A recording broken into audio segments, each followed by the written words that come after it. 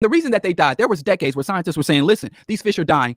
And one of the major contributors, the two major contributors to the death were building dams to power industry, to make salad shooters and all the little shit to make you a phone that you have to replace. You thought you were killing fucking the biggest fish in the world so that we can have phones that we throw in the trash after a year, that are obsolete after a year.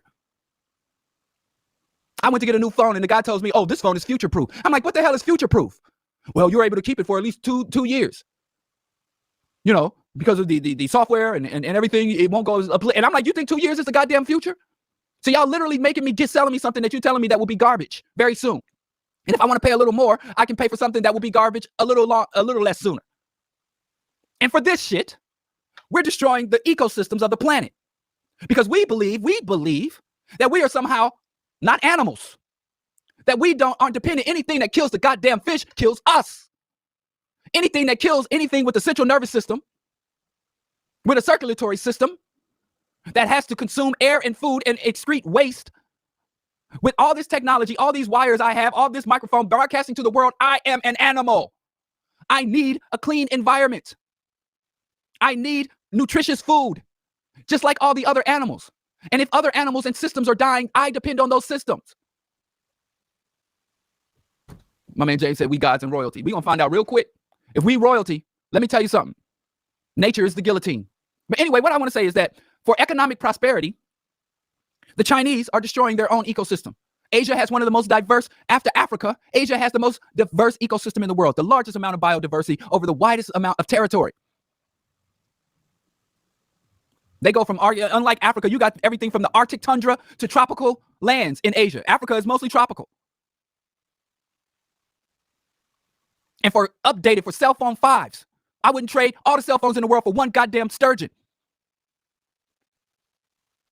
And they knew it was coming and kept going.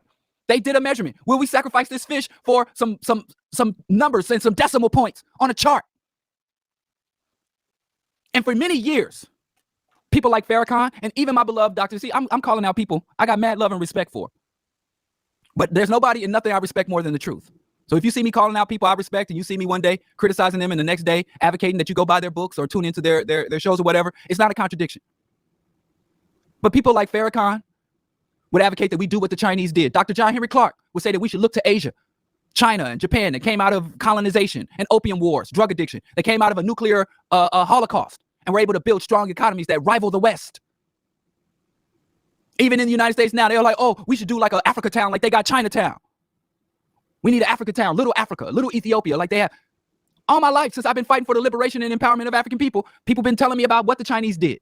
Now they've been overlooking, because if you don't look at the Cultural Revolution and Sinocentrism, there is no Chinese revolution without the Cultural Revolution, meaning internal, looking inside as aggressively, fighting internally as you do externally. And Sinocentrism, look it up. That came before the factories, before the money, before the military. The root of that is an idea, a concept, a mentality that nobody who advocates that we replicate what the Chinese did, I don't see anybody push it. But I have to say at this moment, the Chinese revolution failed. A revolution is when you dismantle a system and erect a system that is diametrically opposed to the system you took down. That's a revolution.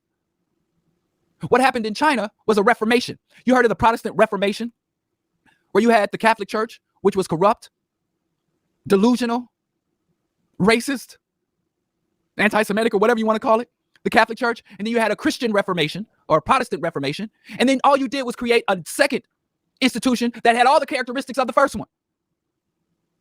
But it was just ran by different people. You had the Anglican Church that was headed by the King of England, and that's the only difference. One church was headed by the Pope, and the other church was headed by the King of England. That's it. You had one church that had centralized authority, and you had one that was decentralized authority, but it was the same goddamn thing other than that. So guess what? The difference between a white capitalist and a Chinese capitalist who calls himself communist. So you had a Chinese Reformation, not a Chinese, because the Chinese started doing the same shit. It's like, how dare you come to our country and colonize our country, enslave our people, exploit our resources, destroy our ecosystem. How dare you do that? It should be Chinese people exploiting our labor, destroying our ecosystem. So I guess that's a little better. Some of y'all think the same thing just like the Chinese. It's better to have a black tyrant than a white tyrant. That's why y'all love Obama. So if you support Obama, you can't say a damn thing about the Chinese. African revolution needs to destroy capitalism, not integrate into it. The Chinese revolution failed. You know who destroyed the Chinese revolution? Richard Nixon. Go look at Richard Nixon's capitalist pilgrimage to China. That's the moment the Chinese Revolution ended in failure, right then and there in the 70s. It was a good run. And let me say, any Chinese people listening, any Chinese nationalists, any Chinese revolutionaries, y'all still can fight. Y'all can win back y'all revolution. Kick the corrupt and compromised leaders out of the Chinese. They've tried it. Tiananmen Square, there have been uprisings all over China. So the revolution still goes, but the capitalists have compromised. And that's why, just like the Bolshevik revolutions, revolution is a process. It's not an event, and it's an ongoing permanent process. We need to be in a perpetual state of revolt until all systems of oppression have been obliterated. But all I'm saying is the Chinese revolution is not a model. It's not an example. It's a cautionary tale for us. There are some lessons to be learned, but we can't replicate what they did because we don't want to destroy Africa's ecosystems. We don't want to lose the giraffe or the lion or the hippo just for some goddamn decimal points. You don't even put it, it's not even on paper, just for some bits on a computer. We don't want to use the real wealth. We don't want to put the economy over the ecology. We want the economy subordinate to and complementary to the ecology. So the African Revolution must destroy capitalism, not integrate into it, and it must destroy white hegemony, not replace it. We got Chinese colonizers, racist Chinese people all over Africa.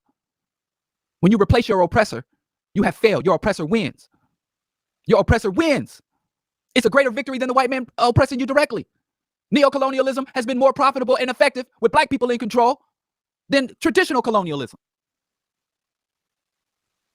The highest level of pimping is convincing you to pimp yourself. But I digress.